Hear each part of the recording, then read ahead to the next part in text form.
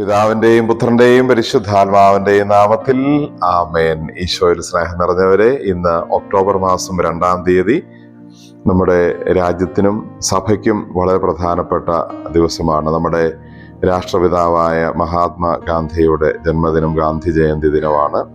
ആ മഹാത്മാവിനെ നമുക്ക് ഓർമ്മിക്കാം.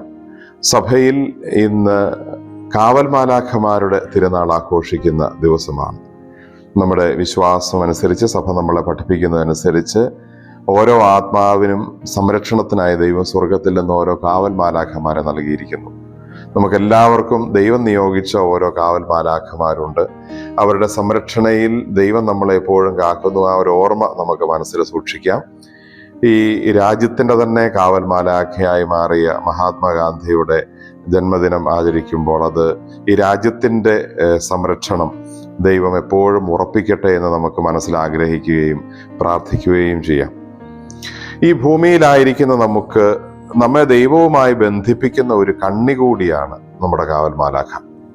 നമ്മളെ ഓരോരുത്തരെയും ദൈവത്തോട് ബന്ധിപ്പിക്കുന്ന ഒരു കണ്ണി കൂടിയാണ് കാവൽ മാലാഖ. സുവിശേഷം ഇങ്ങനെ പറയുന്നല്ലോ, ഇന്നത്തെ സുവിശേഷത്തിൽ, സ്വർഗത്തിൽ അവരുടെ ദൂതന്മാർ എൻ്റെ സ്വർഗസ്ഥനായ പിതാവിൻ്റെ മുഖം എപ്പോഴും ദർശിച്ചുകൊണ്ടിരിക്കുന്നു എന്ന് സത്യമായി ഞാൻ നിങ്ങളോട് പറയുന്നു.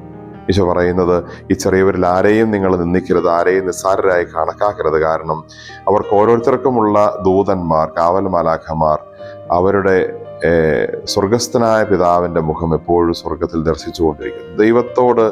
സ്വർഗത്തോട് നമ്മളെ ബന്ധിപ്പിക്കുന്ന ഒരു കണ്ണിയായി കൂടി നമ്മുടെ കാവൽ മാലാഖമാർ വർത്തിക്കുന്നു.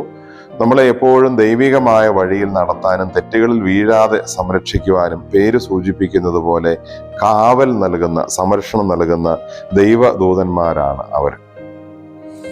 സഭയുടെ പ്രബോധനങ്ങളിലും വിശുദ്ധന്മാരുടെ പഠിപ്പിക്കലുകളിൽ നിന്നുമൊക്കെ ഈ കാവൽ മാലാഖമാരെ കുറിച്ചുള്ള കാര്യങ്ങൾ നമ്മൾ സഭയിൽ കേൾക്കുന്നുണ്ട്.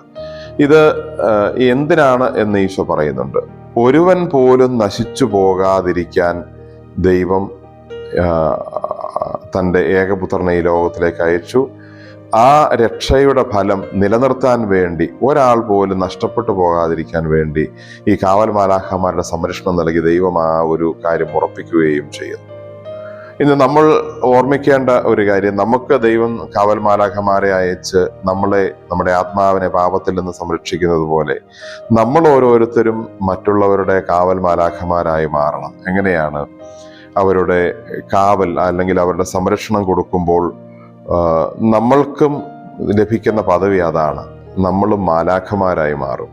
നമ്മൾ മറ്റൊരാൾക്ക് സംരക്ഷണം, കാവൽ, പ്രൊട്ടക്ഷൻ, തിന്മയിൽ വീഴാതിരിക്കാനുള്ള സപ്പോർട്ട് കൊടുക്കുമ്പോൾ നമ്മളും സത്യത്തിൽ ദൈവത്തിൻ്റെ മുമ്പിൽ മാലാഖമാരെ പോലെ ആവുകയാണ് എന്ന് നമുക്ക് ഓർമ്മിക്കാം.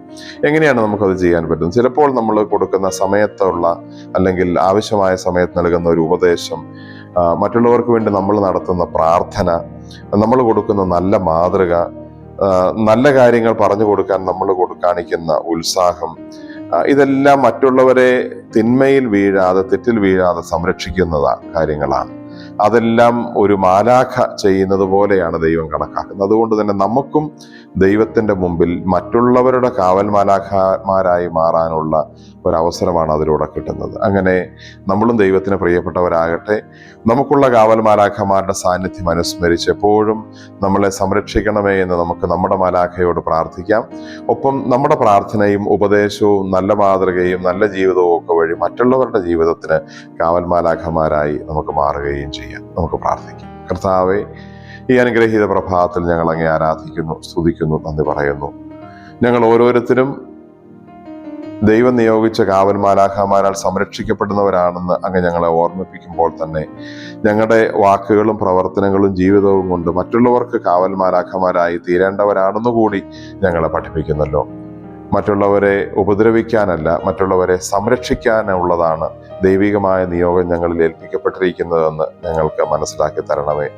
എപ്പോഴും എല്ലാവർക്കും കാവൽ മാലാഖമാരായി തീരാൻ, മറ്റുള്ളവരെ നന്മയിലേക്ക് നയിക്കുന്നവരാകാൻ, അപകടങ്ങളിൽ നിന്ന് സംരക്ഷിക്കുന്നവരാകുവാൻ ഞങ്ങൾക്ക് വേണ്ട ബലവും ശക്തിയും നൽകണമേ. നമ്മുടെ കർത്താവ് ഈശോ മിശിഹായുടെ കൃപയും പിതാവായ ദൈവത്തിന്റെ സ്നേഹവും പരിശുദ്ധാത്മാവിന്റെ സഹവാസവും നമ്മുടെ കാവൽ മാലാഖമാരുടെ നിരന്തര സാന്നിധ്യവും നമ്മളോടുകൂടെ ഉണ്ടായിരിക്കട്ടെ, ഇപ്പോഴും എപ്പോഴും എന്നേക്കും. ആമേൻ. ഈശോ മിശിഹായ്ക്ക് സ്തുതിയായിരിക്കട്ടെ.